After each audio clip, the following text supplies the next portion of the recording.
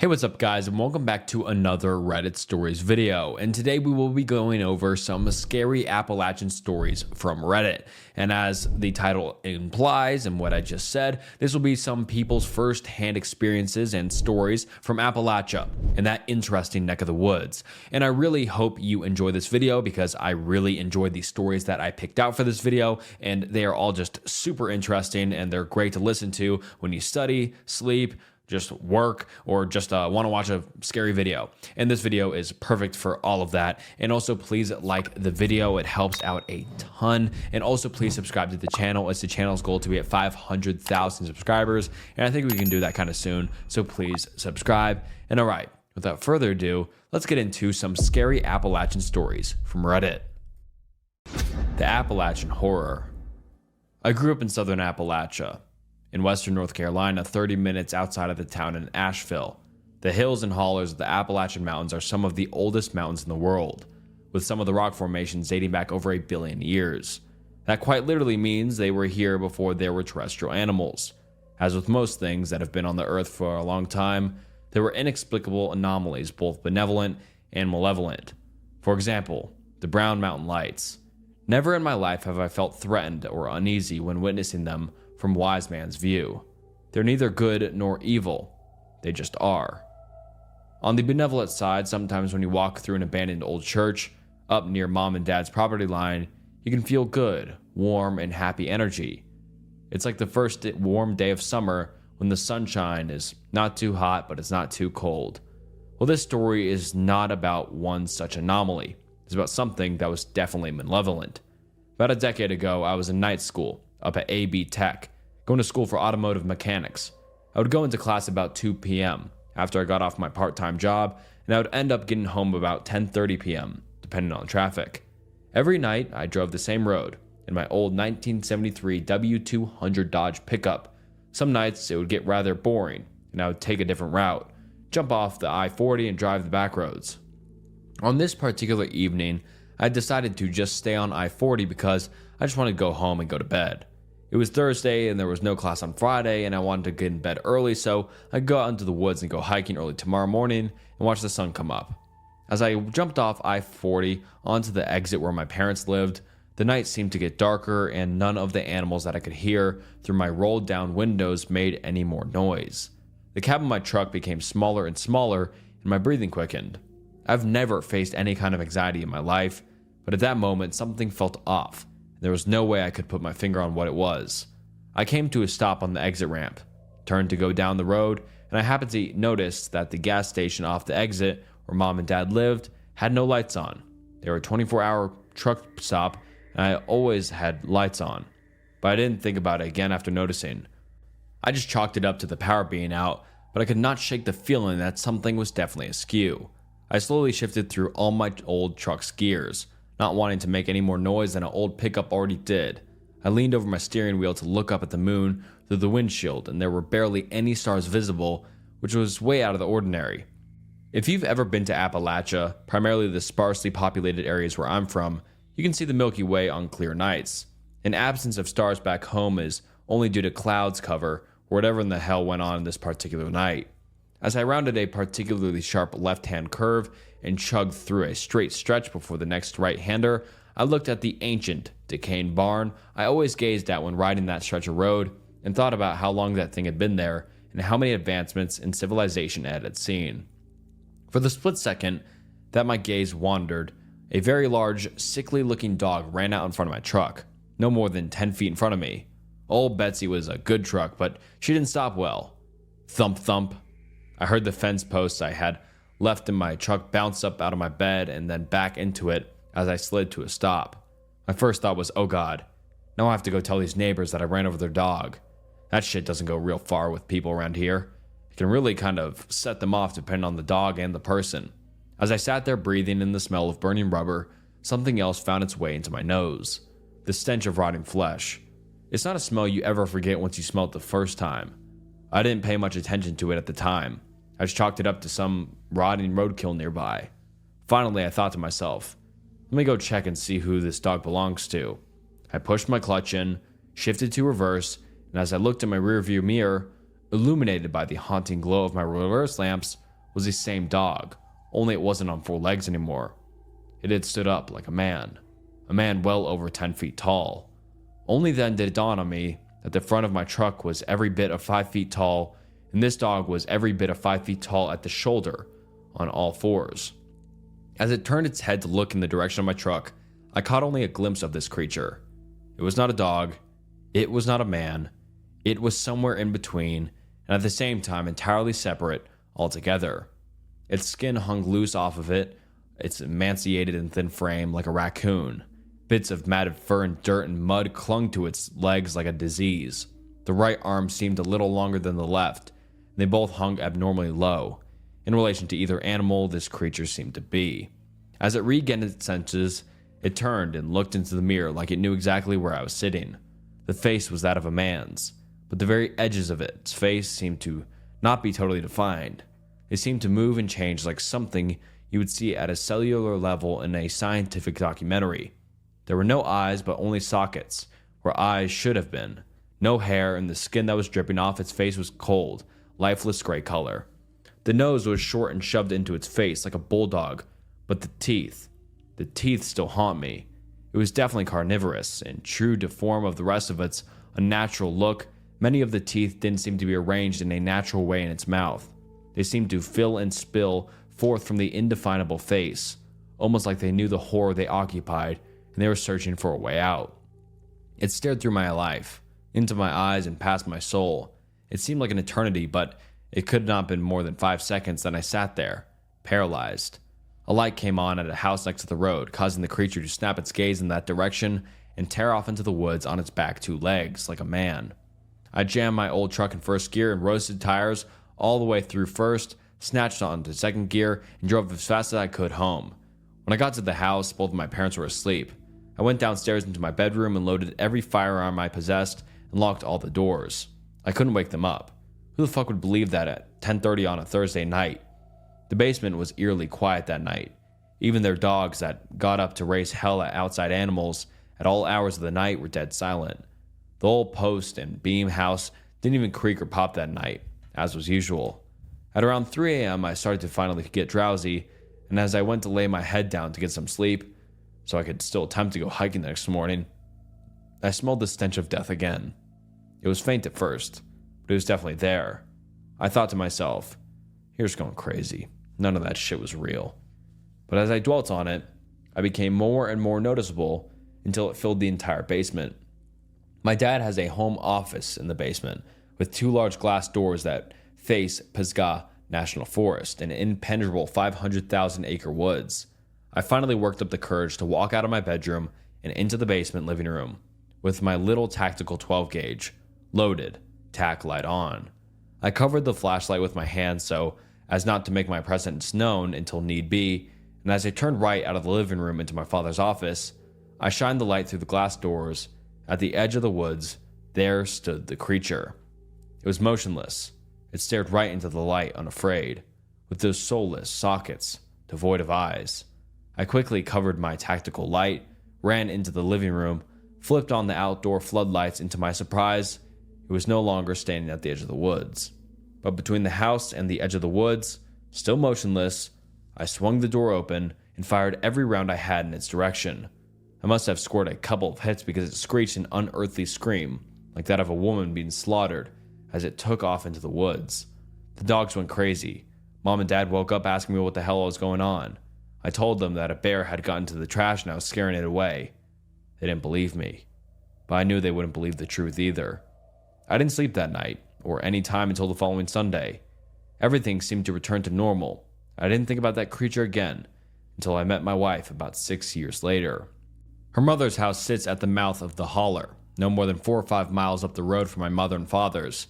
Up on the side of the holler, there are kennels for her brother's hunting dogs, no longer in use, and haven't been in years. But the fence is still there, and the concrete pad is still there. It's a thing of great use when he needs to quarantine an animal. Her Great Pyrenees had gotten into a tussle with a raccoon, which of course he destroyed, but his rabies vaccination had lapsed, so we had to keep him quarantined for a time. It didn't bother him, he kind of liked solitude. This particular night that we were coming home from a movie date in the neighboring town was the last night of quarantine for him, So we walked up the last trail using our phone flashlights to get to the kennel, and there he sat, patiently waiting, tail wagging, happy to see us. We put him on a leash and started walking back to the house with him. As we were walking back through the darkness, I started to feel the same feeling I had felt that night I hit the creature in my truck. I didn't say anything so as not to alarm my wife, and then the smell came wafting in the breeze. She jokingly asked me, "My God, what did you eat? You stink." I half-assed laughed, not being able to fully appreciate the joke for the horrors that raged within my mind. She immediately caught on and asked me what was wrong, to which I could only reply, "I'll tell you later." She grew up in the woods and around hunting and things of that nature her whole life, so she knew what I meant. She knew we were being watched by something. When we could see the lights of the house from the trail to the kennel, we heard it. There came barking from the kennel that sounded just like the Great Pyrenees we had on a leash next to us. It was a perfect imitation. The Pyrenees became a guardian dog immediately, sensed that something was wrong, and so he turned to face the danger, belting out deep barks and growls in that direction. I don't know if you've ever had to drag a 150-pound dog, but it sucks, and it's no easy task. I'm 6 feet tall and 240 pounds, and it was all I could do to get him back to the house. The barking never ceased the entire time we were running towards the house. In fact, it seemed to grow closer and closer until it seemed it was coming from inside my own head. Her mother heard the commotion and flipped the floodlights on as we made it into the fence of the yard, and I caught a glimpse of something coming to a dead stop at the end of where the light reached, wheeling around and tearing back into the darkness. My wife looks at me and goes, "You want to tell me what the fuck that was?" To which I replied, "Yes, let's go inside." I told her the story and she listened intently, hanging on every word. Her family came from a long line of granny witches and other supernatural healers of the Appalachians, so her older sister came over the next morning with some herbs and chants to bless the property and to ward off evil. I suggested we go up to the dog kennels and do them as well. When we got to the kennels, they were completely destroyed. The very concrete foundation was cracked, and the chain link fence was torn off its post. The dog houses were destroyed, and the place reeked of the stench that followed the creature.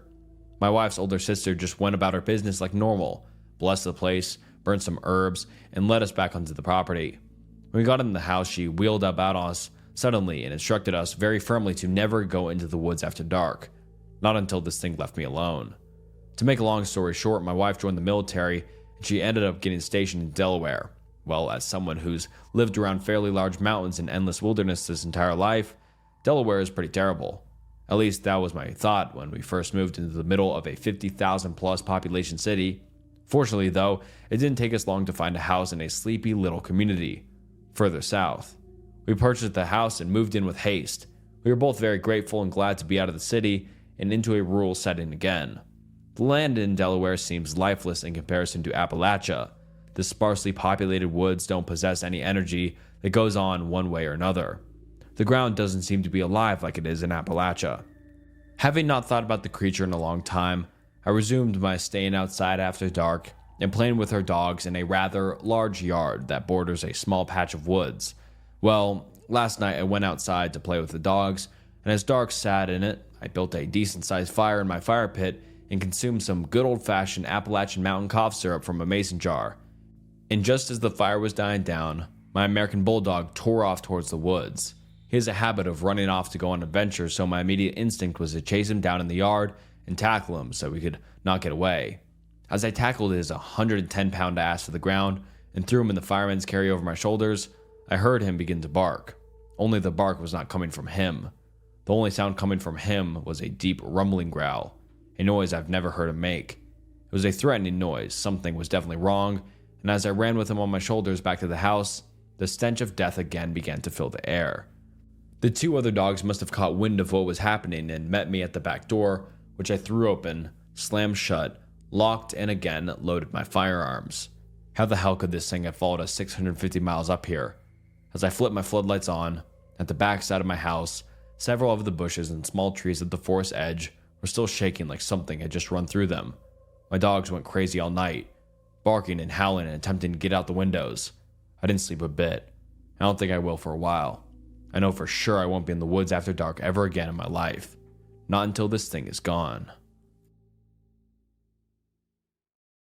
My girlfriend and I were chased by a satanic cult in the Appalachian Mountains of West Virginia. This happened in the summer of 2017. My girlfriend and I are from St. Catharines, Ontario, Canada. We both attended university there and decided to take a road trip through the United States to celebrate our graduation.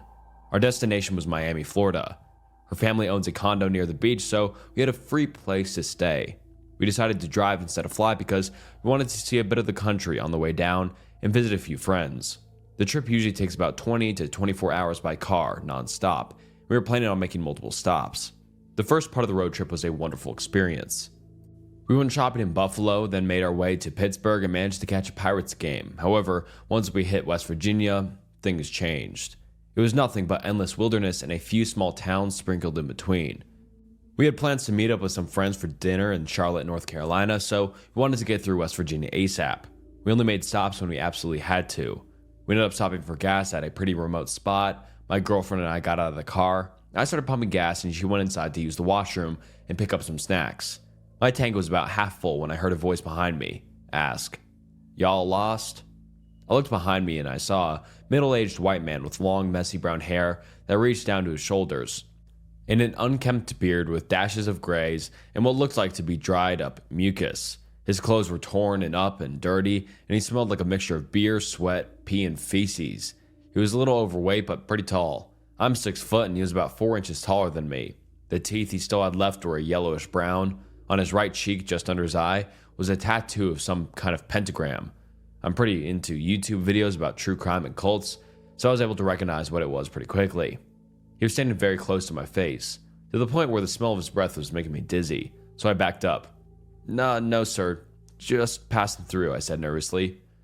"Not too often we see tourists passing through these parts," he responded. "Where are you headed?" As he said this, he moved even closer than he was before. I had my back up against my car, and I couldn't move back any further. I wanted to get away from this guy as quickly as possible, but the car was still filling up with gas, and my girlfriend was still inside the gas station. I didn't want this dude to know where we were really going, so I told him I was visiting family in Kentucky, and they were expecting us.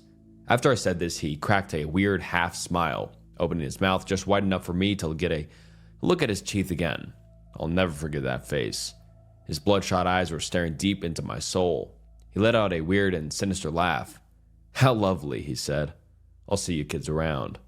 Then he walked away. I was very relieved that he walked away, but also terrified by his last remarks. I didn't even see him when we pulled up to the gas station, so how did he know I wasn't alone? I figured he must have been watching my girlfriend and I when we arrived. The car was finally filled up, and I saw my girlfriend walking towards the car with bags full of snacks for the road. I noticed the weird guy was still at the gas station. He was a few pumps away from us, leaning up against an old red pickup truck, but to my utter discomfort, he wasn't alone. There were 2 other men and 1 woman with him, making the group 4 in total. The 2 men were just as big as he was, but they had shaved heads. One of them was wearing a dirty white tank top, and the other had no shirt on at all. The woman was shorter, about 5'5". She was very skinny with heavy bags under her eyes and long blonde hair. They all looked like they had been living in the woods for the past 10 years. They were staring and pointing at us, talking amongst themselves. As soon as my girlfriend got to the car, I urgently told her to get in. I'm usually a pretty calm guy, so when my girlfriend noticed I was kind of freaking out, she knew something was up. We quickly entered the car, I locked the doors, and I began hauling ass out of the gas station. As we pulled around their red truck to the exit, I noticed there was another pentagram painted on the hood. I also noticed the skull of a goat or ram on their windshield. The 4 people began getting into their truck as they saw us leaving. I knew they were going to follow us as soon as we left. I explained the situation to my girlfriend as we were speeding away from the gas station. We were zooming down the road, and I looked in my rearview mirror. As I expected, the red truck was right behind us. I sped up even more, and they did too. I made a left, they did too. I made a full U-turn, and they did as well. My girlfriend managed to get reception and dialed 911.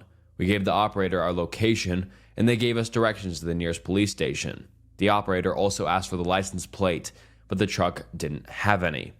Once we were off the phone with them, my girlfriend stuck her cell phone outside of the window and started pointing to it, letting the creeps know that we called the police. They finally got the message and stopped following us. We arrived at the police station and filed a report. We gave them the description of the truck and the suspects. The investigators said they would call us if they had any more information. We were extremely shaken but also relieved. All we wanted to do at that point was get the hell out of West Virginia.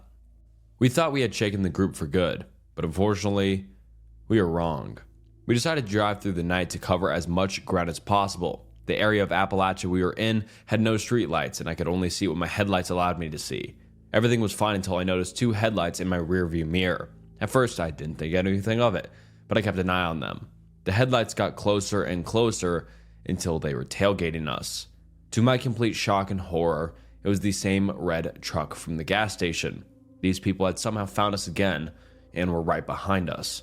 "It's them," I yelled. My girlfriend began to freak out and dialed 911. I floored the gas pedal, not even knowing what was 10 meters in front of me. All we cared about was escaping.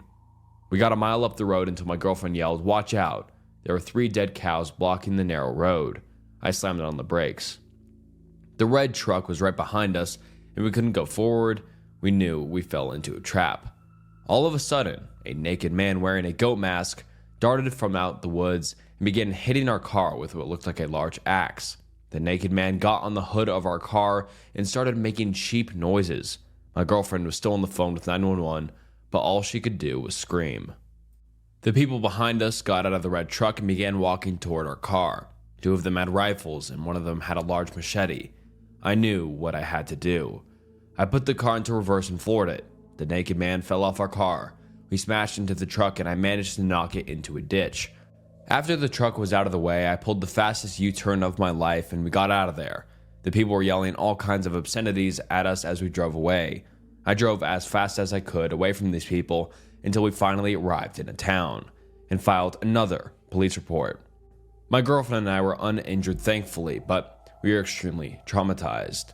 The car was still drivable after that, so we were able to get the fuck out of West Virginia the next morning. The entire experience made my girlfriend and I scared to do any more road trips. I still call the local police department in West Virginia once in a while to see if they have any leads on these people, but so far they have not found anything. The fact that these people were able to find us after we went to the police station and drove far away still scares and baffles me to this day. Who knows what kind of sick and twisted things this cult had planned if they managed to catch us. Stay safe out there, everyone. I was told you guys over here might like my story about camping in the Appalachians. I posted this as a reply to an Ask Reddit question and was told you guys might enjoy it, so enjoy reading about one of the most nerve-wracking experiences of my life. A few years back, my girlfriend and I, having hiked several other parts of the Appalachian Trail, decided we wanted to give the southern portion of Virginia's trail a shot. It is about 166 miles long and runs through George Washington and Jefferson National Forest from Roanoke County to Pearisburg in Gillies County. This is definitely one of the more remote and less traveled parts of the trail, which is exactly what we were looking for. We gathered our gear and made our way to the start of the Virginia Creeper Trail to begin our journey. We had planned our journey to end at Damascus and figured that by the time we got there, we would be more than ready to get home to our own beds. It was early October, and the changing of the leaves and colors were amazing. The air was crisp and cool, perfect hiking weather with beautiful scenery. The majority of the trip was pretty uneventful, just your typical hike, but our last couple of nights is where things got weird. On this portion of the trail, you were supposed to camp on the trail or a designated shelter. We didn't really want to run into other people and didn't want anyone coming up on us in the middle of the night. We decided to ignore those suggestions and find our own little spot off the trail. A little searching around and we found a spot a little ways off the trail in the middle of a small clearing. It was perfect. We set up camp, cooked some food, talked for a while, then snuggled up and went to sleep for the night. Somewhere around 2 a.m. I was awoken by my girlfriend shaking me awake, telling me, "Get your gun. Someone is outside walking around her tent." She informed me that she woke up to what sounded like someone right outside the tent running a knife or something along the side while circling us. When hiking, I carry a 1911 and a judge with me. You never know exactly who or what you might run into when on such a long hike in a remote location. I got the judge out of my pack, and then we sat silently listening for any sounds. A few minutes of nothing but the breeze blowing through the trees, and then I heard it. Snap. Crunch. Snap. Someone or something walking in the woods behind our tent. I got the flashlight and silently made my way out of the tent. Our fire had went out, so it was nearly pitch black, illuminated only by the dim glow of the October moon. I told my girlfriend to stay put while I checked it out. I didn't flick the flashlight on right away so as to not give away that I was out of the tent and to have become a shining beacon of my location. Instead, I waited to hear some more noises. After a few minutes, snap, crunch, crack, it sounded like it was a bipedal based on the way the steps were paced. I turned on the flashlight and flooded the area with light. I thought I saw someone move behind a tree. I yelled out and told them to go away and that I was armed. I kept the light on the area with my gun drawn and slowly approached towards the area where I thought I saw the figure. Then, from my right, I hear what sounded like someone running away through the woods. I spin and face my light that way, and then from the original spot, hear who or whatever was there take off into the woods.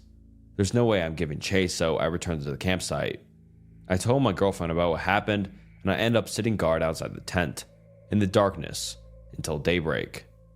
In the morning, I looked around a bit for signs of who or whatever it was. I discovered a boot print in some soft, moist dirt not far from our tent. It wasn't mine, and it wasn't my girl's. This freaked me out as it confirmed that someone, perhaps more than one, was skulking around our tent in the dark. I kept it to myself because I didn't want to freak my girl out any more than she already was. At this point, we were pretty deep in and still had 2 days left. That day, we walked a little faster than normal and covered as much ground as possible. When it came time to set up camp, I found a spot near a cliff where we could place the tent in a small overhang and prevent anyone from coming up behind us. The whole day up to this point, I had a feeling we were being followed. I had no confirmation of this as I hadn't seen or heard anyone else, but it was just a gut feeling. We set up camp and made some food, then retreated to the tent. I gave my girl the 1911 and I kept the judge right next to me, and I assured her that if I slept at all, it should be with one eye open. After a while, she drifted off to sleep and I stayed awake listening to the sounds of the woods at night. I was awake for a few hours, just waiting to see if anything was going to happen. At some point, I guess my exhaustion caught up with me and I drifted off. I woke sometime later to what sounded like someone going through our stuff outside the tent. I grabbed my gun and woke my girlfriend, shushing her to be quiet. From the faint glow of the fire, I could see someone's silhouette against the tent. There was really someone out there. I yelled out to them something along the lines of, "We are armed. Get the fuck out of here." They dropped what they were doing and bolted.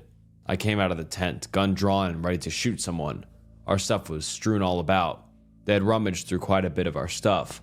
I walked to the edge of the woods in the direction whoever was out there had fled. There was a creek nearby, and I walked to the edge, where there was a small trail running alongside it. Down the creek, I could see a light. It looked like a lantern the way it flickered. Then I saw 3 more emerge from the other side of the woods. I told my girlfriend to start packing up whatever she could and that we were leaving now. We packed up everything of value, left the tent and a few other items, and headed back onto the trail. In the middle of the night, I kept hearing people talking off in the woods and hearing branches snap for quite some ways. I kept looking behind us every few seconds to make sure nobody was coming up on us. It was completely nerve-wracking. If something happened, we were still a long ways from anywhere, and quite literally on our own. Since we hadn't seen another hiker the entire time we had been out here, I really felt we were in serious danger. We had been walking for quite some time when I heard something in the woods behind us. As we rounded a corner, I turned around and saw someone step out onto the trail and just stand there watching us. It was just as the sun was coming up and barely any light. I couldn't make out any features, just the silhouette. I stopped and looked at them for a second and asked them who they were and what they wanted. They just stood there silently, watching us, and then turned and walked back into the woods. We picked up the pace and kept going, looking back every so often. We didn't see them again, but my gut told me they were still there for quite a ways. We eventually reached the end of the trail and got to where we had parked my girlfriend's car, extremely exhausted. We made it out of the Virginia woods without becoming a meal for a clan of cannibalistic inbred hillbillies, which is what I pictured happening in my head the whole time. I have no idea who they were or what they wanted. Maybe it was someone just messing with us. Maybe it really was a clan of deformed hillbillies who were hunting us. I will never know, because I will not be returning to find out. And all right, before we get into this next one, this is a post and a lot of different people reply to this specific post and question. So I will just be reading a bunch of replies to this post. And the post reads, "What is the scariest/most uncanny experience you have had in the Appalachian Mountains?" So I'll just be reading the replies from this one. First reply from Tricky Attention 466. "I'm from SWVA, Southwest Virginia. And one day I was driving down a gravelback road just riding around when I came up on a group of 10 plus people in white robes. They're walking down the road towards the creek. I put it in reverse and got out of there pretty quickly. But in hindsight, I'm pretty sure it was just people performing a baptism down by the creek." Blues with Bear. I'll make a shorter story from a longer one involving sensitive auras, but once I was with a girl on Big Frog Mountain at dusk, miles away from anyone. We decided to walk up a trail when right behind the car, I stepped in a mud pile with odd-looking light brownish water. I pointed the unusual color to her, then we started walking. Not far up the trail, she started getting scared and went back to the car. In the car, we started making out while lying in the front seat, and she had her hand draped on the window. I felt an odd sensation in my back. It had happened before when people were behind me, and told her to pull her hand, which she did. A few minutes later, I felt the sensation in my back again, but it felt more urgent. I rolled her window up, but being a horny-ass teenager, continued with the makeout session. A few minutes later, it felt like someone had stuck a live wire in my back. I sat up, started the car, and headed back down the mountain. She was obviously confused and asked me what was wrong. I replied that I didn't know, but something was wrong somewhere. We went back to my parents' house and was assured by them the family was okay. Having calmed down some, we ate a little dinner, then started to leave. After I opened the car door for her, I walked around the back of the car. While walking, I glanced at the back of the car and saw handprints, the same color of the mysterious mud puddle on the car. The last one was over the back window, and it was obvious someone was watching us while inching their way to the front driver's side window. When I saw the handprints, it was like being hit with a lightning bolt. I knew what had happened. Cold chills ran all over me. I got her out of the car, and as soon as she saw the prints, she knew too. This story is the absolute truth, so help me, and I will never forget it. Undead_octopus. My name's Octo. I'm from Michigan, and I love Appalachia. The mountains are in my blood, not to mention it's the most beautiful place on earth. My grandfather and many generations of my family before him was from Boone County, West Virginia. Anyway, the preamble is mostly irrelevant, but that's the reason I'm in this subreddit. Anyway, this story doesn't entirely take place in Appalachia, but could have easily ended there.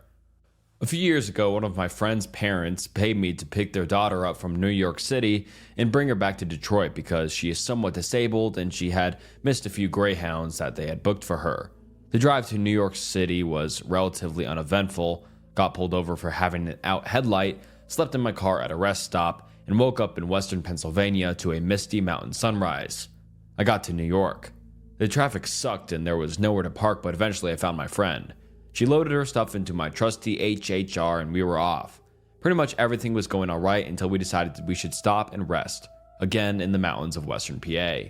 Initially we chose a Walmart parking lot so we could get food, have access to a bathroom, and so that if something did happen to us, there would be cameras, but there would be a few shady cars that seemed to take interest in us, so we decided to push west and sleep at a rest stop instead.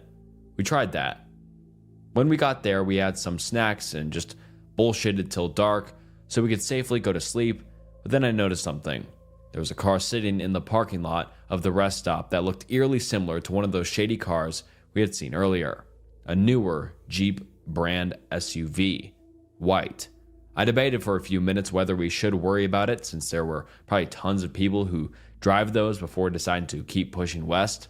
Exhausted, barely able to drive, potentially paranoid but motivated to find somewhere safe to sleep. Eventually, we found another Walmart and parked somewhere distant from the door, but not so distant that we were invisible.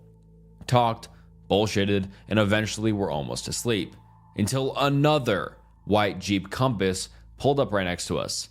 I saw his eyes and I'll never forget them. They were cold but hateful, barely awake. I slammed the transmission from park to drive and floored it, heading straight for the highway. Eventually, we decided to get off and try to lose him by zigzagging and changing roads, heading southwest instead of due west, as he probably presumed we were doing. After daybreak, we found ourselves in a small town with a busy Wendy's or McDonald's or something where we finally got some sleep. That night, I was either paranoid as all hell, which is entirely feasible, or we were followed for well over 100 miles. Either way, it was the most terrifying thing to happen to me in the mountains so far. Strong excitement, 35. Didn't happen to me, but happened to my mom in the late 60s. My mother grew up in New Hampshire but was born in Virginia. One year when she was about 4, she was getting dressed in her snow clothes to go outside. She had a younger brother at this point when he was 3. My grandmother, her mom, would dress her and then go and dress her brother, and by the time she got back, my mom would have taken off all her snow clothes. So to fix this, she dressed my mom and stuck her outside with the dog right after. My mom just wandered off into the forest.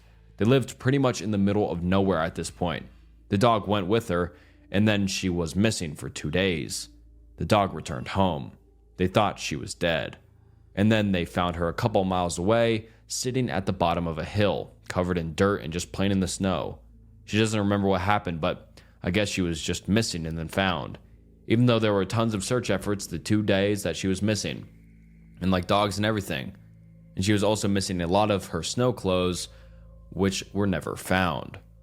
Always gives me chills whenever she or my grandmother talks about it.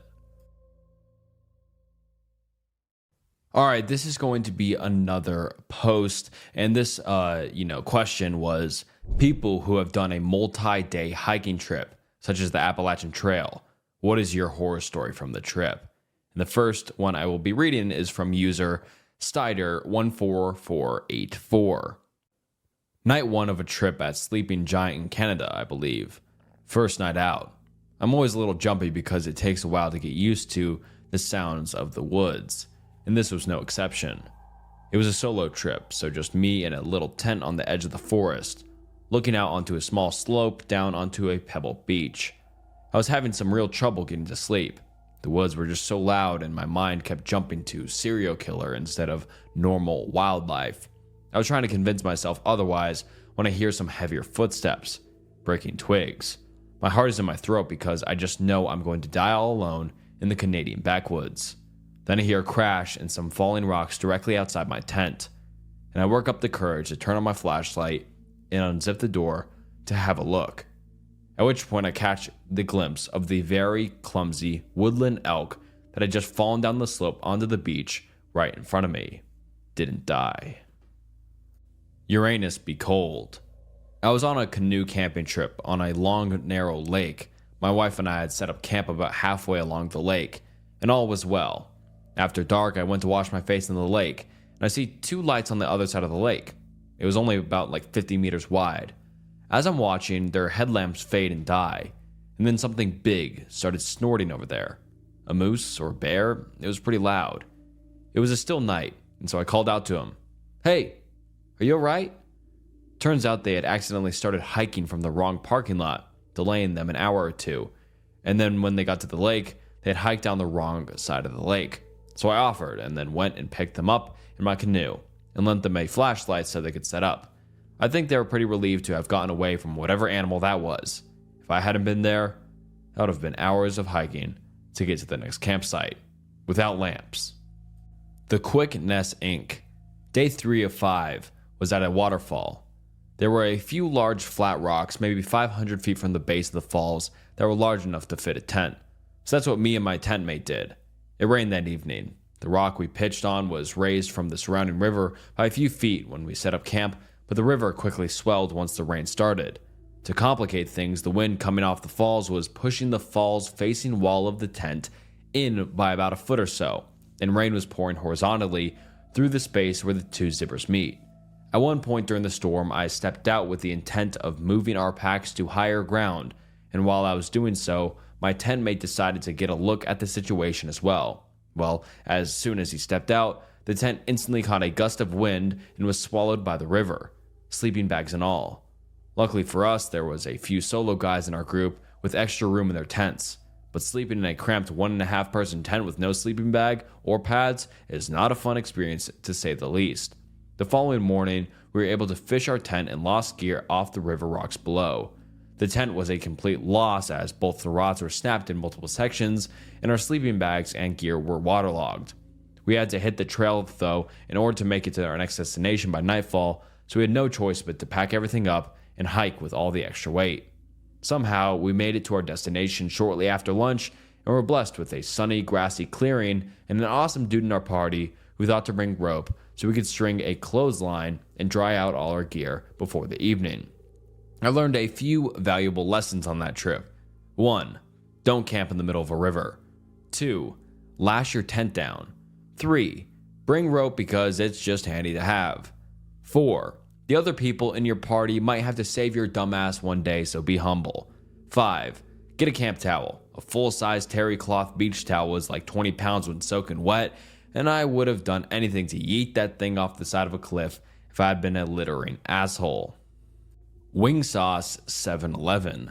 One day, fresh out of college with no friends in the area, I hiked a rough, unmarked herding trail in the mountains was somewhat familiar with on a hot August day by myself. It followed along a beautiful stream lined with spruce trees and tall grass along the banks. Very picturesque. It was a designated wilderness area with few official recreational trails nearby. However, because it was in the tall grass and I wore pants, worried about ticks, I got hot really fast, sweating up a storm. I came to a nice bend in the riverway out in no man's land. I stopped at this point and decided that the river was looking extra inviting, so I stripped down to nothing and waded into the water. Wasn't worried about anyone stumbling upon me, as no one really knew about this trail. The water was ice cold and deeper than I thought, but totally worth it. After cooling down sufficiently, I decided to go see what was around the river bend. Wading through the water at chest deep, I was relatively silent. Got closer to the bend and peered around a corner slowly. Saw more spruce trees, a rock, then another small spruce tree, and next to that, a giant bull moose in the water having a nice drink. I froze. He was less than 50 feet from me, and he didn't know I was there because I was so silent. Trying my hardest not to make a sound while also panicking, I slowly but quickly turned around in the water and rushed back to shore trying not to make a sound. Except every time I exhaled, I said, "I don't want to die," under my breath for some reason. I think it was a slight panic attack as I was alone deep in the woods naked in the water with a bull moose. I got back to shore, gathered my clothes, and ran totally naked through the woods for quite a distance before stopping to at least put shoes and underwear on. Continued running until I got out of the woods and back to my car and sat there until the shaking stopped and I could drive home. And alright guys, that wraps up the scary Appalachian stories from Reddit. I really hope you enjoyed this video. If you liked it, please give it a like. If you didn't like it, let me know what I can do to improve in the comments below. And yeah, thank you so much for watching to the end of the video. Comment some video ideas down below, and until next time, see ya. On June 14th, 1969, 6-year-old Dennis Martin was playing hide-and-seek with his family in the Great Smoky Mountains. And by the end of that day, he had vanished without a trace and sparked one of the largest search operations in National Park Service history, still to this very day. But Dennis Martin's disappearance was just the beginning of a much stranger story. And in today's video, I'm going to tell you what happened.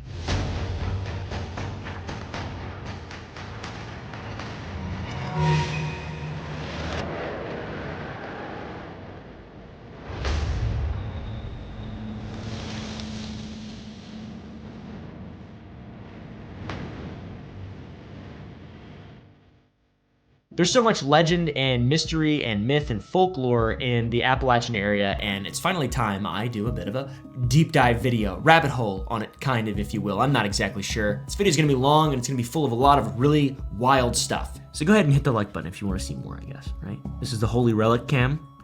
Let's put some Holy Relic graphics on screen. Thank you for subscribing to the channel and hitting the like button, my friends. Today we're talking about Appalachia.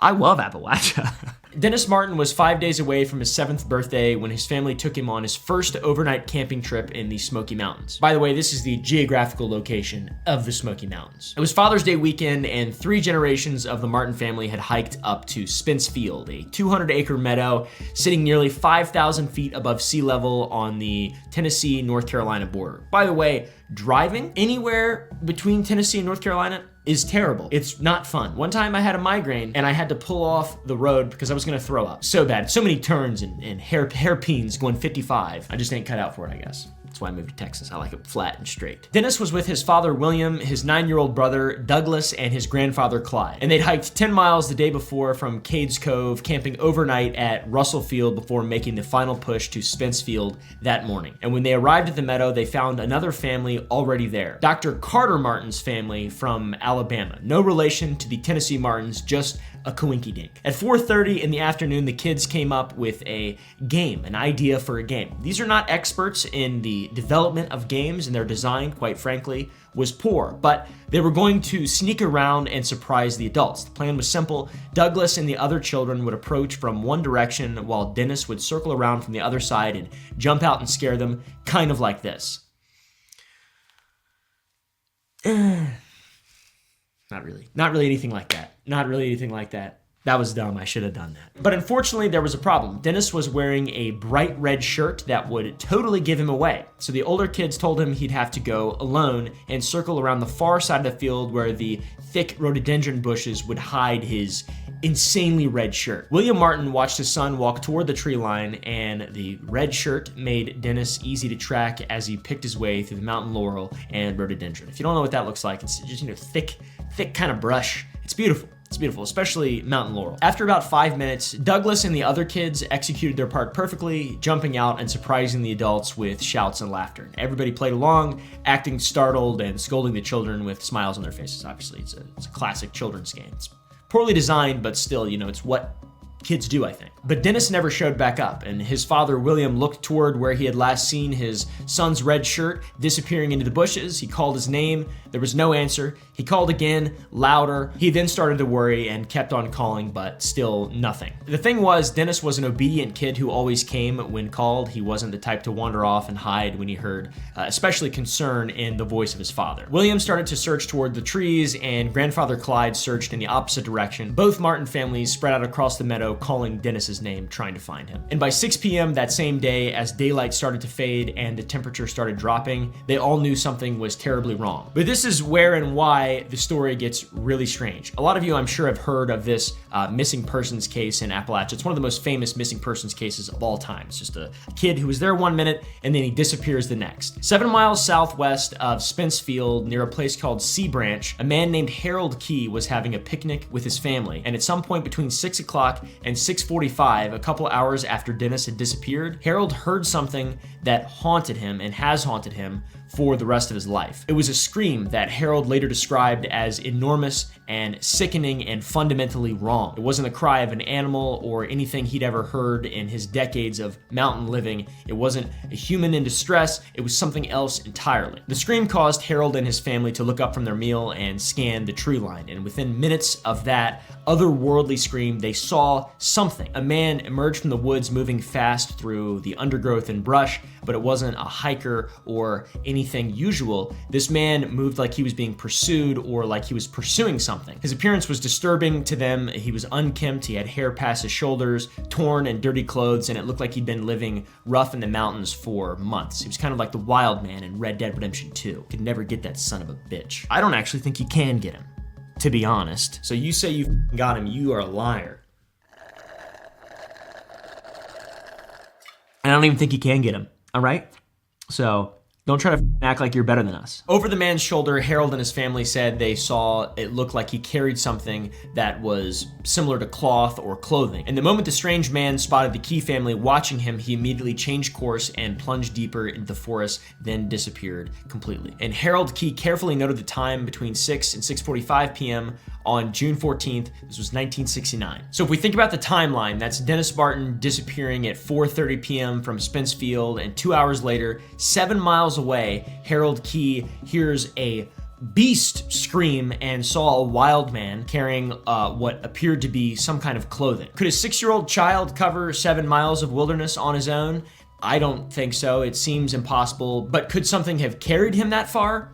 Also Unsure. And as darkness fell, Clyde Martin, the grandfather, hiked 9 miles down the mountain to report Dennis missing. And behind him was a massive storm that was building. By the way, this is pre-cell phone, pre-internet. You had to actually go out and report people missing to the proper channels and authorities. This is a totally different time. It was much more difficult to find the missing in the 60s, 70s, 80s, and before that, before the internet and surveillance and all this stuff. By the time Clyde reached the ranger station, it was raining heavily, 2.5 inches in 3 hours, and that would wash away any trail that Dennis might have left. Following the incident was an unprecedented search. Over 1,400 volunteers scoured 56 square miles of the Smoky Mountains looking for Dennis. This lasted 16 days. There were FBI agents that opened case files. Green Berets fresh from Vietnam joined the hunt, and the operation became so large it started destroying evidence from just all of the people walking around. There were so many people trying to find Dennis. And 3 days after Dennis disappeared, searchers found something that changed everything. They found child-sized footprints in the mud near Eagle Creek, several miles from Spence Field. The tracks told a bit more of a disturbing story as well. One foot was barefoot,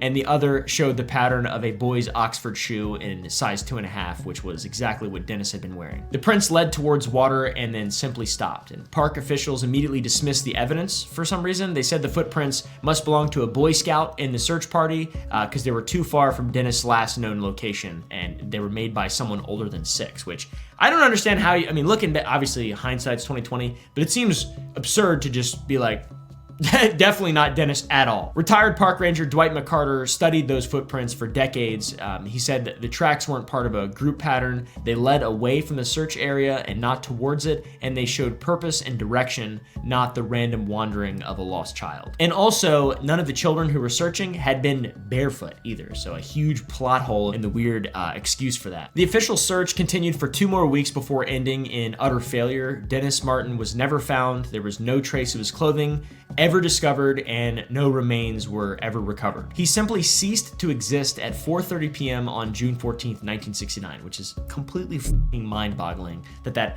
has happened. It's so well covered, and it has happened multiple times outside of just this lone story. The most curious part about all of this, it's a terrible part as well, but it is certainly curious, is that Dennis Martin's disappearance isn't necessarily unique. The Appalachian Mountains generate more unexplained phenomena per square mile than anywhere else in North America. You can ask anybody who's lived there, and if you read any forums, or any forums, what am I, old? If you look on the internet and you search Appalachia, scary, Appalachia, skinwalker, you're gonna find a lot of insane stories. I myself have stories. But around national parks across the US, and seemingly more so in remote locations in Appalachia, children, people, they vanish in areas where they just shouldn't be able to disappear. Search dogs lose scent trails at strange points, and experienced hikers are found in impossible locations, dead. There's something different about Appalachia. That's what we're talking about today. Something different about Appalachia. Something in the water maybe. So you've definitely heard that Appalachia is spooky and scary, and don't go into the woods at night in Appalachia. You'll hear whatever, that's a lot of that. I've gone into the woods a lot at night, and I'm still alive. But what makes the Appalachian Mountains so different? Why do more people disappear in Appalachian parks than in parks 10 times the size? The answer potentially lies in something called thin places, which are areas that the normal rules of reality seem to break down. And these thin places, the theory of this has existed for thousands of years. Researcher David Paulides has spent years documenting what he calls missing 411 cases, which are disappearances that follow disturbing patterns. And in the Appalachian Mountains, these patterns are everywhere. Like I said, children, people vanish from areas where they shouldn't be able to disappear. Search dogs lose scent trails at specific geographic points, the same points over and over. This is information from David Paulides. And experienced hikers are found in locations that should be impossible to reach given their physical condition. All of these things, some I've gone over already, are things that are consistent in these cases, and these cases are consistent in the Appalachian region. What's strange as well is that these occurrences aren't exactly random. They follow a level of pattern geographically. So a bit of exposition in regard to Appalachia. It's very interesting. You're gonna wanna hear this. The Appalachian Mountains, if you didn't know, are 480 million years old. They've been through 4 separate mountain building events that geologists call orogenies: the Grenville, Taconic, Acadian, and Alleghanian. All insanely cool names. And all of this geological violence created an electromagnetic configuration that exists nowhere else on Earth. Dr. Michael Persinger at Laurentian University proved that electromagnetic fields can alter human consciousness in scientifically measurable ways. Using his God helmet device, a device that generates weak magnetic fields barely stronger than a hairdryer, he can induce supernatural experiences in 80% of his test subjects. People reported sensing mysterious presences, missing time, out-of-body experiences, and encounters with spiritual entities, and the same electromagnetic patterns that Persinger created for his studies and science shit also naturally occur in the Appalachian Mountains. There's something called the Brunswick magnetic anomaly that stretches from South Carolina to Pennsylvania, and in these areas that fit into that anomaly, compasses spin wildly and electronic equipment fails without explanation. This is real. Dr. Karen Fisher at Brown University found that the lithosphere, the Earth's protective electromagnetic barrier, is also abnormally thin beneath the mountains as well. The region is also loaded with quartz deposits, and when tectonic pressure hits quartz, it generates piezoelectric fields. And if you don't know what that is, here's what a piezoelectric field is. Piezoelectricity is so cool. And this creates localized zones where the normal rules of space and time, quite literally, break down. Thanks, Obama. Ooh, yes! So Persinger's research shows that when tectonic plates shift, they can generate electromagnetic anomalies that trigger activity in the temporal lobe of the human brain. And that is the same brain region associated with mystical experiences, missing time, and altered perception. In laboratory conditions, temporal lobe stimulation produces hallucinations, spiritual encounters, and memory gaps that mirrors what happens in what missing 411 survivors report. By the way, I believe all this stuff. Sure, there's scientific backing for some of it, but specifically in Appalachia, I've had a very bizarre experience where I've never been more afraid in my entire life, and I'm a pretty scared guy. I like getting scared of stuff, but I fight, I don't flight. I fight, I don't flight. One time I really flighted though, bad. I'll tell you my stupid story at the end of the video, but it's so bizarre. Anyways, the Appalachians are basically a massive natural version of Persinger's experimental God helmet chamber. By the way, this is purely speculation from me. I don't know if anybody's ever made this connection before. I shouldn't say that. But this is speculation. Of course someone's thought of this before. How f***ing dumb can one man be? This guy! Yeah! Press like! Woo! Hey now! Take a seat. Take a seat now. Come on. Take a seat. Can I hold a 20? I'm hungry. Need to get me a sandwich. So yeah, it's pretty scary. Imagine being an old colonist or something too, and you come over and you're from Scotland, and damp is like a really common color, and you come to the Appalachian Mountains and it's so beautiful, and then you encounter a transcendental, spiritual, religious experience because you're just hanging out in the Appalachian Mountains and your worldview can't accommodate it. So then you start making legends and myths, and you start saying, oh my God, there's a beast out there in the woods out there. Because every time I go out there, my hair stands on the back of my neck and it feels like I'm getting looked at. I mean, I'm from Scotland or whatever. The guy, I said he was Scottish. The Appalachian Mountains generate more of these experiences than anywhere else in the world because their geological structure creates conditions where the impossible becomes possible and the inevitable becomes inevitable. By the way, I just said with total confidence. I'm making that up. That's literally what I think. I don't know though. I'm not very good at saying things matter-of-factly, you know? Except for that does not look good. Never mind, I've been working out a lot. Power Boys channel, go to Power Boys. I got a new channel with a couple of my bros. The mountains, they don't just inspire folklore, they demand folklore. The thin places create both the disappearances and the legends that attempt to explain the disappearances. And that's the thin place. There's a lot more information on the thin place. I didn't make that up. There's stories that Stonehenge is a thin place and all these interesting mystical areas and the Egyptian pyramids. There's all these thin places. It's just a way to explain an area, a geographical area that relates to something that is occurring that you cannot explain with your worldview. That's a thin place. Appalachia, big, very, very thin place. I was gonna say big, thin place, but that cancels itself out. You see that title? Pretty good, isn't it? Pretty good name, isn't it? I like that name. I thought that was really cool. The folklore conundrum, I was gonna use the word conundrum because I've been trying to use that one lately, but Folklore Factory, makes a lot more sense. When strange things happen regularly, people need explanations because we're people, you know? And in Appalachia, strange things happen quite a bit.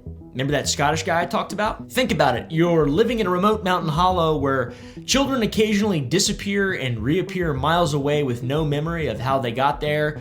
They just disappear and never come back. Families vanish from campsites without disturbing anything around them. Hunters encounter beings that shouldn't exist according to modern science, and so on, and so on, and so on, and so on. You can't just dismiss these things as hallucinations when they keep happening to your neighbors, your family, your community, etc. You need frameworks to understand these things, and you need stories that can contain these experiences. That's how people have been doing things for a really long time. Take a seat. I'm gonna tell you. And that's what makes Appalachia a folklore factory. First comes the geographic isolation. Mountain families in remote hollows had nowhere to turn except to their own communities for interpretation of insane and impossible events. When something unexplainable happens, they can't call the authorities or consult experts. They had to figure it out themselves. And they weren't always the brightest, let's be real. Becoming self-reliant in matters of explanation is the Appalachian way. You know, these folks develop their own framework for events like these. For example, a child disappeared in a thin place. The community has to tell a story that can contain such an experience and teach others potentially how to survive. That's where myths and legends and a lot of the folklore and stuff comes from, is to just imbue some kind of survival instinct, and it's based off something that happened a long time ago to people that you don't know and you've never met. And it probably what happened to them has grossly changed through the story. You know, Bigfoot, for example, big guy, not Bigfoot, big guy, just a huge guy. Big fist, hit you on the head, kill you dead. Big hairy guy, I know a couple big hairy guys. If I got killed and like my friend saw it and told that story 15,000 years in the future, that's Bigfoot out there, beating the shit out of people with his big old hairy fist. Interdimensional time traveler. I could see that happening, and I'm Appalachian, I know. Secondly, oral tradition amplifies these things. If I were to have written my story down, or my friend who witnessed me getting hit over the head with a large fist by a big guy, we would know exactly what happened. But oral tradition amplifies everything, and to be honest, in a culture where few people could read throughout a couple centuries, oral stories carry the full weight of the transmission of culture. Information becomes polished through countless retellings until it achieves a mythic permanence and a level of legend. Each storyteller adds their own details and their own connections to other experiences. Think of how terrible my videos are, and imagine if someone tried to take this video and just do it again in a different way. Thirdly is a very diverse cultural convergence in Appalachia that provides a unique vocabulary for all these things and unique explanations for all of these things. The Appalachian Mountains were settled by people from different backgrounds, each bringing their own explanatory systems. There is more than a dozen different Native American tribes that settled the area. Cherokee, very well known. Shawnee, very well known. And the Native American culture and stories had explanations for geographic, horrible hotspots. Celtic people that moved there, they had second sight, which interpreted enhanced perception of different things. They witnessed unique things in their settling of the Appalachian Mountains. Germanic people settled the Appalachian Mountains as well. They had this thing called powwowing, which I think they stole the word from somebody else, but it provided these bizarre healing pagan techniques for supernatural encounters. We also have a kiss of African hoodoo to tie into the culture of Appalachia as well. By the late 19th century, basically every hollow had its own bestiary of creatures, its own stories, catalog of dangerous locations, dangerous locations, and roster of families with special gifts and magic talents. It's a big thing in Appalachia. Magic people. Then finally you take all these variables and then you isolate them and preserve the stories outside interference of urban America or schools or science or all that bullshit. You got a whole hell of a lot of people who refuse to dismiss folklore as primitive superstition, which I love. To be honest, to be frank with you, they're not stories, it's a survival guide. Yeah. I don't know. I've only been really afraid once up there in the mountains up there. And now, thanks to the internet, we have what we have, which is an ass load of myth, legend, stories that are all so incredibly interesting. And that's what we're gonna be talking about further in today's video. I wanted to give you a little bit of a primer. Let me introduce you all to the stars of the channel, the real stars, the behind the scenes heroes. These are my two little best friends in the whole world. They mean the world to me. I used to stress a lot about what I would feed my dog. Things have gotten really easy since I switched to Sundays for my little puppies. Obviously, I want to give my pups the best food that is possible. Raw food takes up too much freezer space. Kibble is just kind of bad, and that's where Sundays comes in. It's delicious. It actually tastes pretty good. I've eaten it. I wouldn't recommend eating it. It is for dogs, but my dogs love it. Sundays has completely changed my beautiful little princesses' lives. Sundays is made from 100% human-grade ingredients. It's real meat and some superfoods with zero synthetics and zero artificial, nasty, disgusting preservatives. Luckily with Sundays, it makes feeding my dogs a very healthy diet easy. The product's awesome, no freezer space needed. It's vet formulated and made in the USA. Give your dog a chance to try Sundays today. Use code OOMPA at checkout. Get 50% off your first order. Trust me, your dog will thank you for it. That's code OOMPA at Sundays for Dogs or sundaysfordogs.com/OOMPA to get 50% off your first order. Thank you to Sundays for sponsoring this video. This one is okay. This is the Beast of Bladenboro, aka the Blood Vampire, aka the Big Sucker. 9,000. I don't know. I made that up. In January of 1954, something started killing animals around Bladenboro, North Carolina. But it wasn't killing them in a way that normal predators might kill something like that. It was draining them of their blood, guys. It was draining them of their blood. Police Chief Roy Forrest had seen plenty of animal attacks before, but when he examined the dead dogs on New Year's Eve in 1953, he knew something was wrong. Something was very wrong. There were no defensive wounds, no scattered fur from a struggle. The animals looked like they had been emptied. It was that simple. The animals looked like they had been drained of their blood. And even a quote from the autopsy confirmed this. There weren't more than 2 or 3 drops of blood in them. That was my Appalachian impression.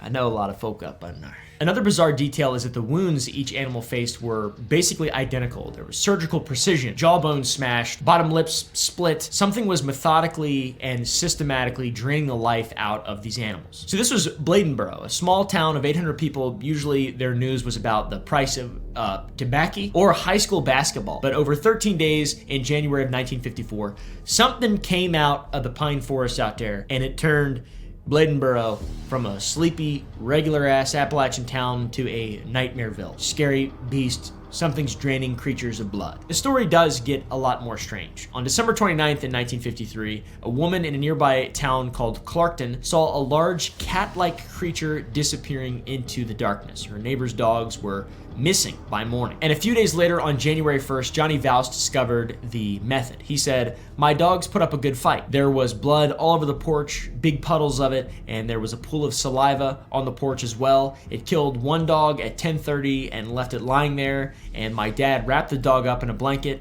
and that thing came back and got that dog, and nobody's seen it since. And at 1:30 in the morning, it came back and killed the other dog and took it off." They found the second dog 3 days later, and, quote, "The top of one of the dog's heads was torn off and its body was crushed and wet like it had been in that thing's mouth, and the other dog's lower jaw was completely torn off." 2 days later, January 3rd, Police Chief Forrest, guy we've mentioned before, brought his trained coonhounds to track the killer. These dogs, if you don't know, are bred to pursue anything, specifically raccoons, all right? Anything with 4 legs. But when they caught the scent of this creature, they immediately recoiled, and they refused to follow the trail and were whimpering as they backed away from whatever trace the creature had left behind. Probably Taco Bell diarrhea. No, I shouldn't joke. I have a real good way of just derailing everything. And the autopsy happened that day, and it confirmed what Forrest feared. The animals weren't being eaten, they were being drained of their blood. On January 5th, a family's pet rabbit was found cleanly decapitated and still warm,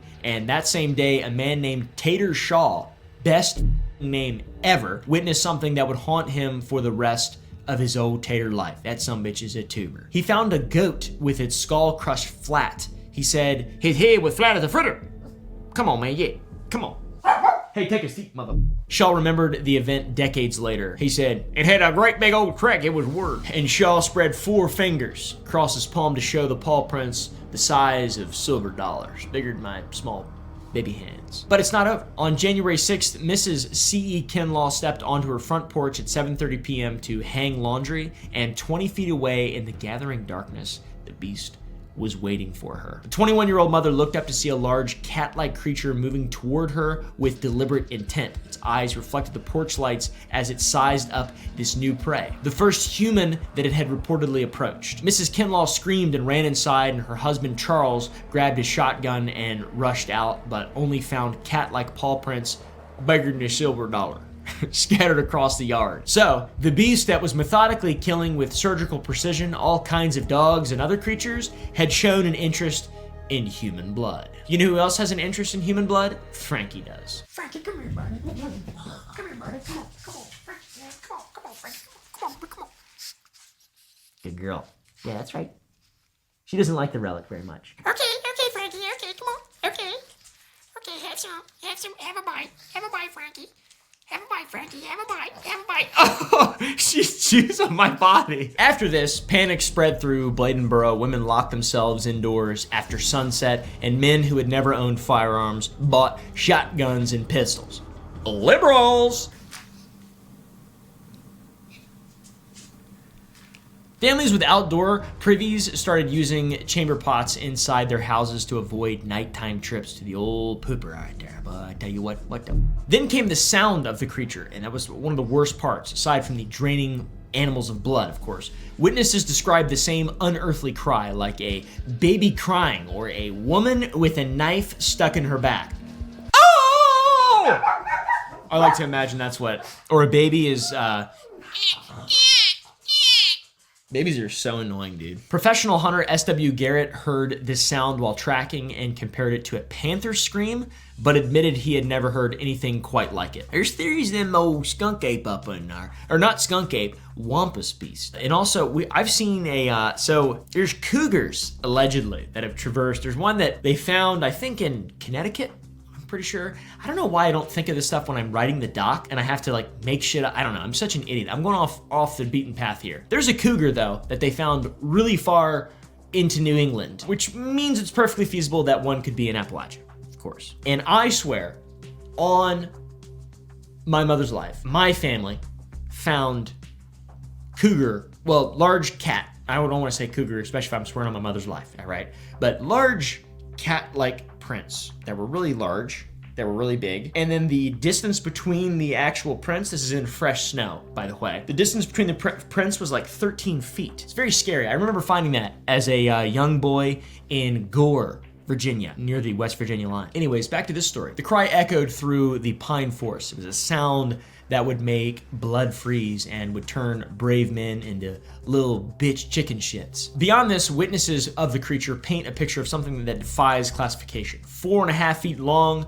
bushy, resembling either a bear or a panther, and some weights estimate ranges around 80 to 150 pounds, and some estimate more. Some base the weight on how it crashed through underbrush. The tracks that were found showed claws at least an inch long, and some described it as brownish and tabby, and others as dark with a cat-like face. But all witnesses agreed on one detail. It moved with a predatory intelligence and circled its prey with patience of something that had all the time in the world. Classic big cat style. By January 7th, nearly 1,000 hunters had descended on Bladenboro, and professional big game hunters who had killed lions in Africa, and fraternity brothers from the UNC Chapel Hill looking for a trophy, farmers with bird dogs and rabbit guns. They were all convinced that they would be the one to bag the beast of Bladenboro. Nobody succeeded, obviously. That would have been crazy if somebody shot a encrypted. Nobody's ever found one. Ever. A cryptid. Nobody's ever found one. Have you ever noticed that? Nobody's ever found one? That bothers me. People have found some weird shit too. Some hard to find shit. Mayor Woodrow Fussell owned the local movie theater and had the instincts of a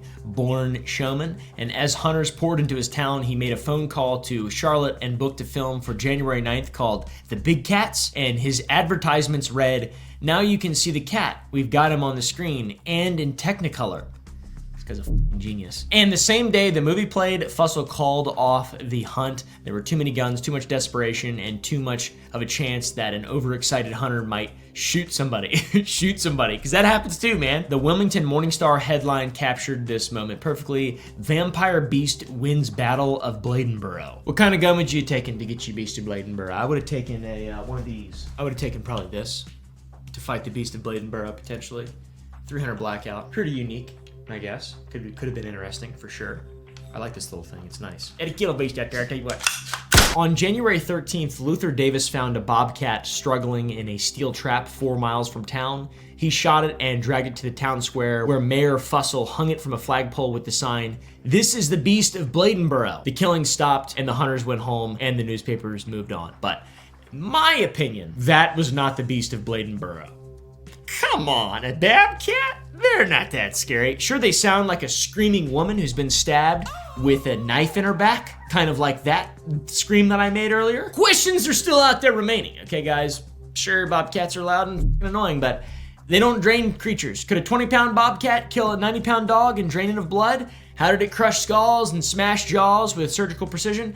Brother, I'm not exactly sure. Also, why did the tracking dogs, bred for courage and confidence and following things, why do they refuse to follow its trail? Because it's cute? That doesn't seem logical.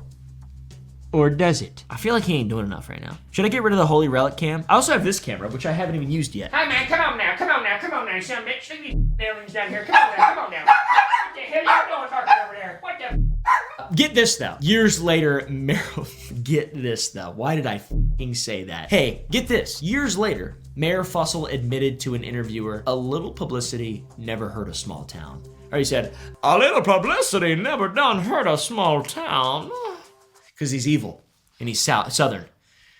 Fussell estimated the beast of Bladenboro was 10% real and 90% imagination. But also, Fussell was the one to call the newspapers about the dead dog, so he clearly found their manner of death strange enough to want to attract outside attention, whether just for attention or because it genuinely was strange. Tater Shaw lived to be 87 years old, sitting in his nursing home decades later, describing the goat with its head flat as a fritter. I mean, that is just some southern shit right there. And with tracks, the sounds of a silver dollar out there. Today, Bladenboro celebrates its infamous visitor with an annual Beast Fest, which reminds me of the Shrimp Fest of Strasburg, Virginia. The creature that once terrorized the small town has become the small town's mascot. So yeah, that's kind of epic. DoorDash, let me get some real quick. Order food real quick. Hold on, you bastard, you impatient bastard. Take a deep breath. This is a rest spot, or whatever it's called in the video. Hello, weary traveler. Take a rest. Maybe buy a potion or two. Maybe buy a potion at sour.gg. I have candy that I sell. My fingernails are dirty. This one freaks me out, very much so. This is really strange. The details of this little creature, whatever it is, I don't like it. The moon-eyed people. You ever seen it? He looks like a moon-eyed person, this little guy down here, this little son of a bitch here. This little bastard. What are you doing right now? You trying to get in on it, aren't you? You want me to make you your own channel, don't you? I'm not gonna. The Cherokee had a rule about the little people. The rule was do not watch. When Cherokee families woke at dawn, sometimes their cornfields would be completely cleared. Stalks gathered in neat bundles, rows weeded with surgical precision. It looked like an entire workforce had labored through the hours of darkness. But there was a price for the midnight help. Absolute secrecy in regard to who was doing it. They come near a house at night and the people inside them hear them talking, but they must not go out, wrote Lynn Losiah, Cherokee author of The Secrets and Mysteries of the Cherokee Little People. The Cherokee called them the Little People, and European settlers gave them a different name that captured their most unsettling characteristics. They called them the Moon-Eyed People. You little bastard. You little weird bastard. I'm gonna talk down to you from now on. He's into it though. Look at him. Where are his hands at? His hands are in his ship. Who knows what he's doing in there? He could be getting crazy in there. What's he doing with his hands? Don't smell his finger. You weren't supposed to watch these little people work. And those who violated the rule paid the price. Hunters who glimpsed at the little people at work found stones hurled at them as they walked home. And families who spied on the nocturnal visitors discovered their kindness withdrawn forever, their fields left untended, and their corn withering in the ground that had once been blessed. The respect these little fellows demanded was absolute, and Cherokee tradition taught that when a hunter found anything in the woods, a knife, a trinket, any object that might belong to the underground dwellers, he must say aloud, "Little people, I want to take this," because without permission, the consequences were swift and unmistakable. So who are these little tiny guys? All right, these little mysterious fellows, little tiny guys. In 1797, botanist Benjamin Smith Barton published the first written account of the Moon-Eyed People, citing Colonel Leonard Marbury, an intermediary between the Cherokee and the U.S. government. Barton wrote, "The Cherokee tell us that when they first arrive in the country which they inhabit, they found it possessed by moon-eyed people who could not see in the daytime. These wretches they expelled." That raises a lot of questions to me. Also, he spelled Cherokee so wrong. What a dumbass. So are these the same little helpful people who gathered corn, or something different? A previous population that were driven out by Cherokee expansion? Who the knows? The stories seemed to describe two different groups with potentially similar characteristics: small stature, nocturnal habits, and eyes that function better in darkness than light. For example, they only they only work on the corn at night. So very strange, something to consider. Comment below your further considerations. Physical evidence emerged in unexpected places. In the 1840s, farmer Felix Ashley discovered a 3-foot tall soapstone statue 60 miles from the Georgia mountains, and the sculpture depicted two entwined figures with oval heads and large crescent-shaped eyes, exactly matching the descriptions attributed to the Moon-Eyed People in the Holy Relic. Today, the statue sits in the Cherokee County Historical Museum in Murphy, North Carolina, and more discoveries followed. In 1882, the Cherokee Phoenix detailed the excavation of 3 burying grounds near Sparta, Tennessee, containing skeletons of extremely small statured people, the longest measuring only 19 inches. That's a tiny little fella. Several showed adult teeth worn down with age, suggesting full lifespans despite their diminutive baby size. And the bodies had been interred in stone coffins alongside items possibly made from shells. Little tiny sumbitches. Imagine it's the 1800s and you find a little sumbitch in a damn coffin. You're like, what the f is that? And he's got little worn teeth, and he's just a little guy, and he's hanging out like that little South American guy that I have somewhere. Not in this office, but in a different one. No record exists of what happened to these remains, but the discovery feeds speculation that the Moon-Eyed People represented a distinct population with unusual physical characteristics compared to other people. Fort Mountain in northern Georgia bears the most substantial evidence, with an 885-foot zigzagging stone wall that archaeologists estimate was built between 500 and 1500 AD. The wall lacks defensive characteristics, it's too low for protection, there's no water source, it's poor strategic positioning, it suggests that it was ceremonial rather than for military purposes. And most people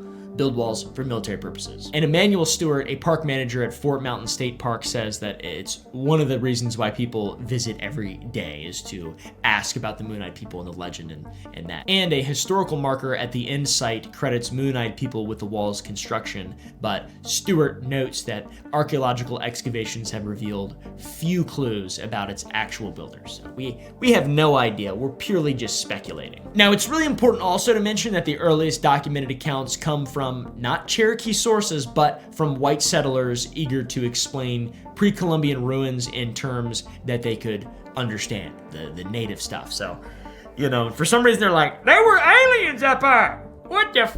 Little guys, little wretches. There are also some hilarious theories from these old white folk. Descendants of the Welsh Prince Madoc Ab Owain Gwynedd, or maybe even albino communities like those found in Panama, or simply Welsh miners whose underground work earned them nocturnal reputations and legend amongst the Cherokee people. For some reason, some Europeans thought it was the Welsh, okay, and I think that's really strange. From my research, it seems like this is not a major part of Cherokee history or culture in any way, and it is most definitely European attempts to explain a cultural encounter that they couldn't comprehend, Appalachia style. So who are these little sumbitches?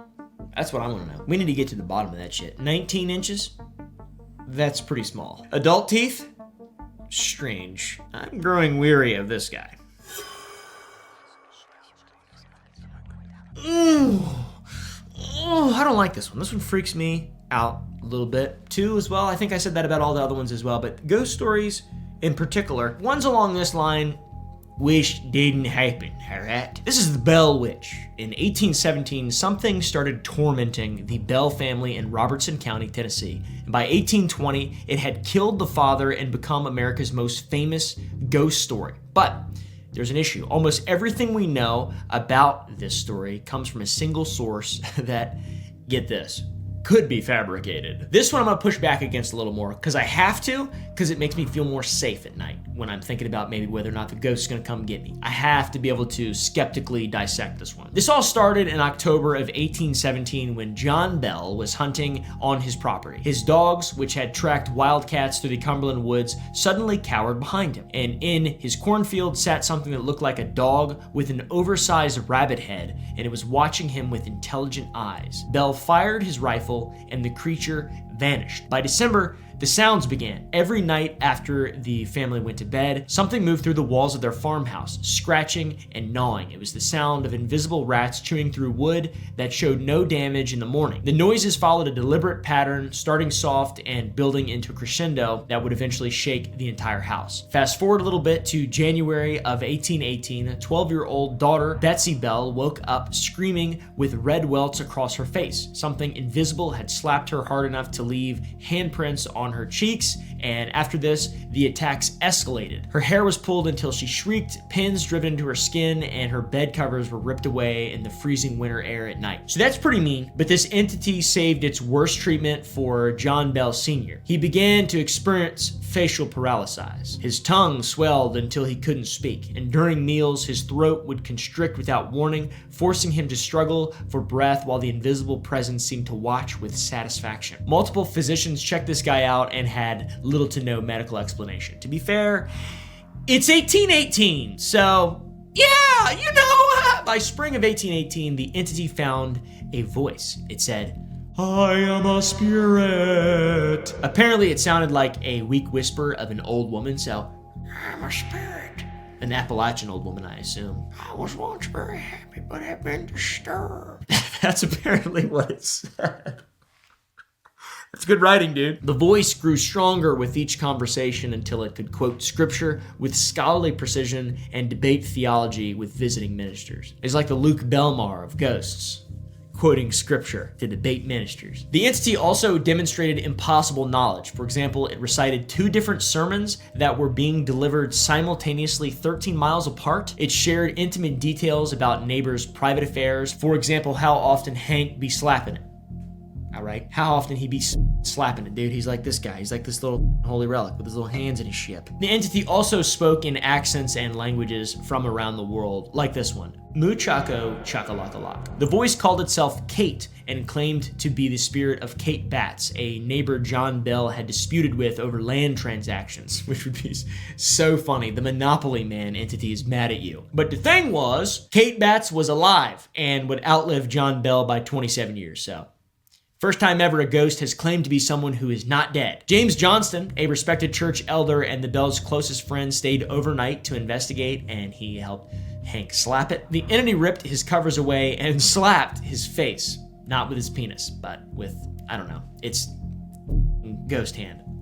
Sue me, I don't know, dude. We're far into the video. If you made it this far, you don't care, you're fine. In desperation, Johnston shouted, "In the name of the Lord, who are you and what do you want?" Silence answered, and no old lady whispers, and the rest of the night passed without incident. Word began to spread through Middle Tennessee, and hundreds of visitors descended on the Bell farm. Curiosity seekers, ministers, physicians, and scientists, geniuses, all desperate to witness what newspapers called the wonder of the 19th century. These poor family of troglodytes being slapped and beaten by an entity. That's the wonder of the 19th century. Not much going on. Seems like. What about Joseph Smith? He was discovering his iPad, or whatever, them golden iPads he had. The creature seemed to love the attention that it was getting. It materialized fresh fruit from thin air. It sang drinking songs during prayer meetings. It shared gossip about activities in other households. And sometimes it left mid-conversation to investigate events miles away before returning with detailed reports. So this thing was like a thing. It wasn't a ghost so much haunting them, but it was a thing, but it also haunted them. Seems like it's chill, but also chalant, because beneath the spectacle was a darker purpose. Kate showed kindness only to Lucy Bell, calling her the most perfect woman to walk the earth, and John Bell Jr. received grudging respect, but Betsy endured relentless psychological warfare designed to destroy her engagement to neighbor Joshua Gardner, a campaign that eventually succeeded. So this witch broke them up, and for John Bell Sr., the entity reserved its promise of death. It quite literally said, "I have come to kill old Jack Bell," announced Kate, using a nickname only John Bell's closest friends knew. As months passed, John Bell's condition deteriorated. His facial paralysis worsened until his speech became slurred, and mysterious seizures left him bedridden for days. And on December 20th, 1820, John Bell Jr. found his father unconscious with a small vial of dark liquid in the cupboard where no medicine had been placed. For some reason, they decided to test a drop on the family cat,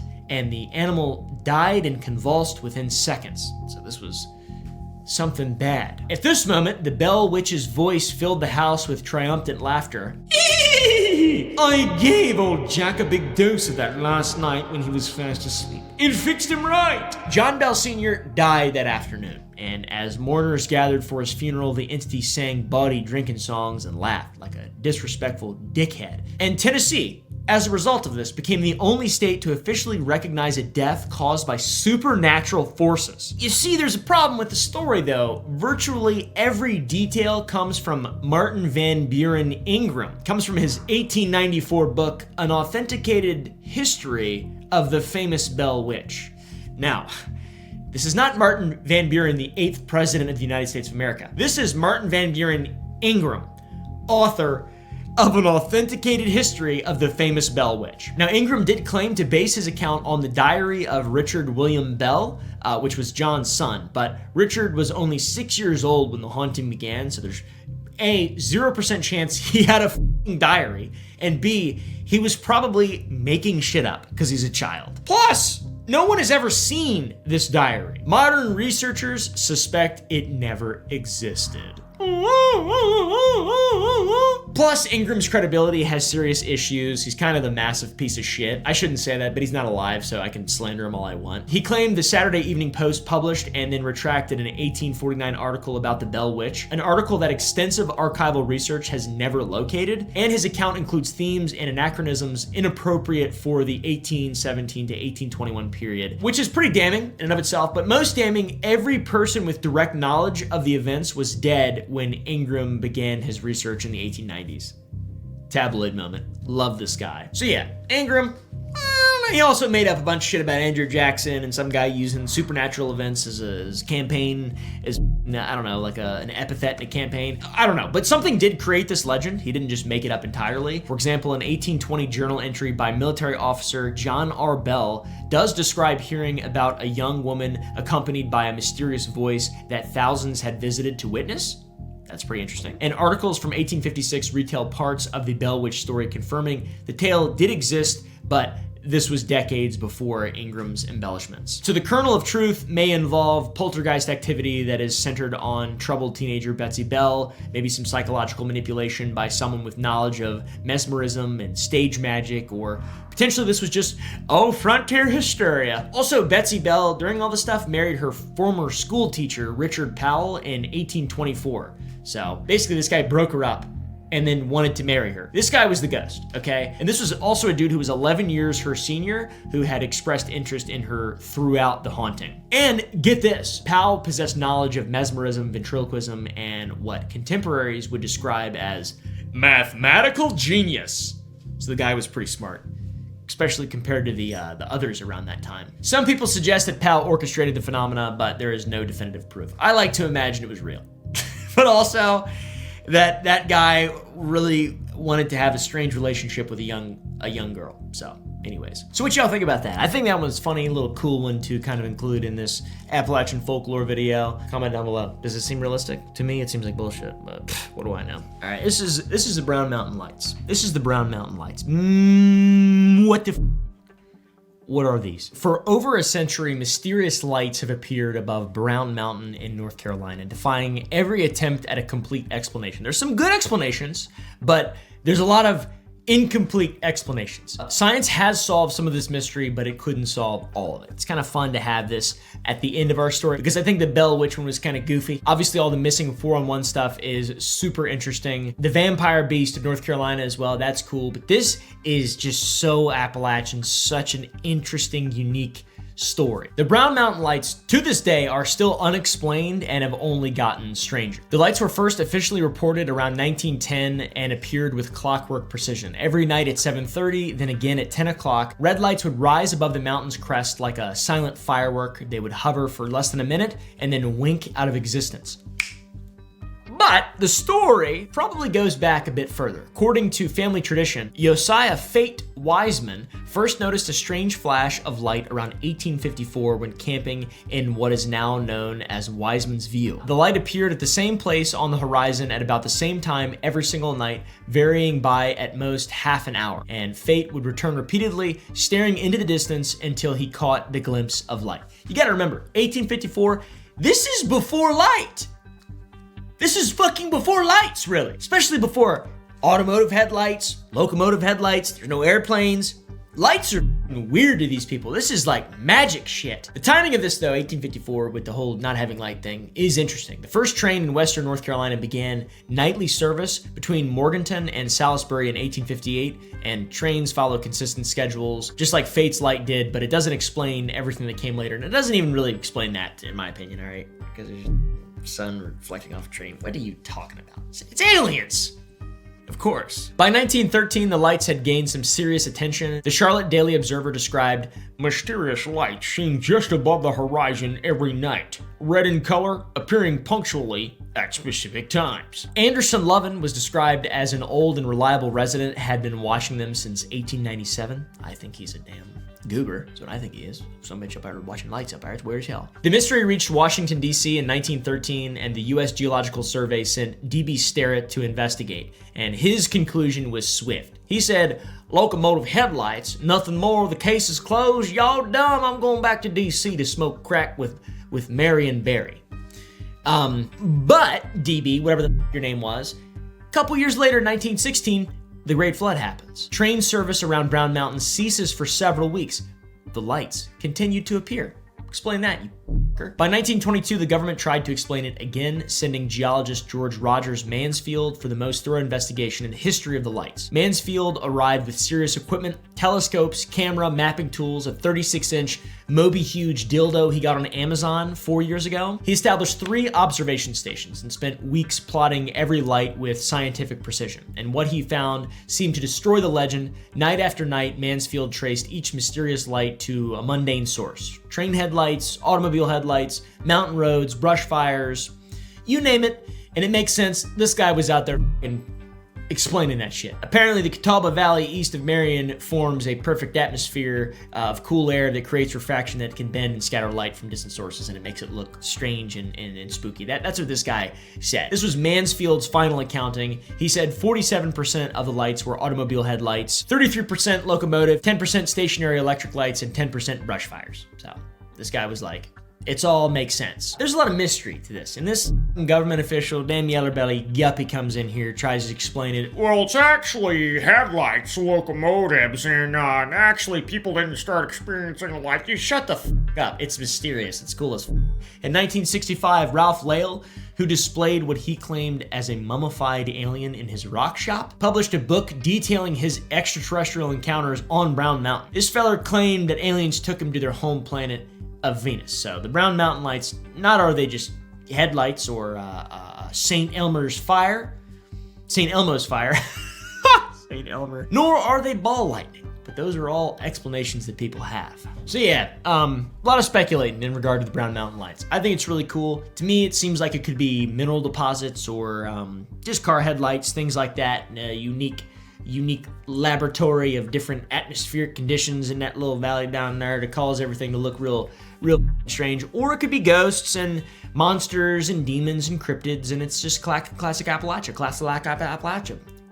UFO activity, I have no idea. It would be cool if it's ball lightning though. I want to do an entire video about ball lightning. Nothing I could ever do in this segment would ever be able to explain how interesting ball lightning or St. Elmo's fire is. Both of those things are so cool. I'm going to gatekeep them for now, and we'll do a video later on about them. So yeah, bunch of haters. Modern investigations have deepened the mystery a bit. Appalachian State University installed low-light cameras on rooftops overlooking Brown Mountain and Linville Gorge, and by 2014, these cameras had recorded 6,300 viewing hours of data. And guess what? They traced nearly every sighting to identifiable sources.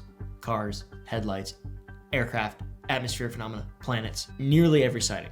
But not all the sightings, okay? Some photographs remain unexplained, and witness accounts do not fit the headlight theory, and people continue to report lights that move in ways that are inconsistent with distant vehicles, and lights that sometimes respond to observers, lights that appear in weather conditions that should prevent atmospheric refraction, and so on and so on and so on. And now we have this Project Bluebeam disclosure thing with the whole government. We've got these Tic Tacs and there's all this video stuff. So who knows, dude? Who knows about the Brown Mountain Light? I don't. I'm a dumbass. So anyways, that is the beauty of really the tip of the iceberg of Appalachian folklore. Those are some of the most interesting kind of tales that I thought would be cool to tell you guys. And yeah, see what you like about it. See what you like about it. If you like it, press the like button down below. If you have any other ideas on stuff to cover and talk about, comment them in the comments down below and I might choose your idea and do a whole big old video on it, all right? If y'all like the new direction of content, I really hope you do. We're working super hard on it. I've been writing all these. Anyways, I hope you guys enjoy. If you want to see more behind the scenes content or an uncensored version of this video, go to the Gump Club, gump.club. You can also become a member to get extra content and it's a, I don't know, it's like a little community thing basically. And also go to sour.gg and buy some sour candy. I make candy. I have a candy business. It's awesome. It's booming. Thank you all for watching.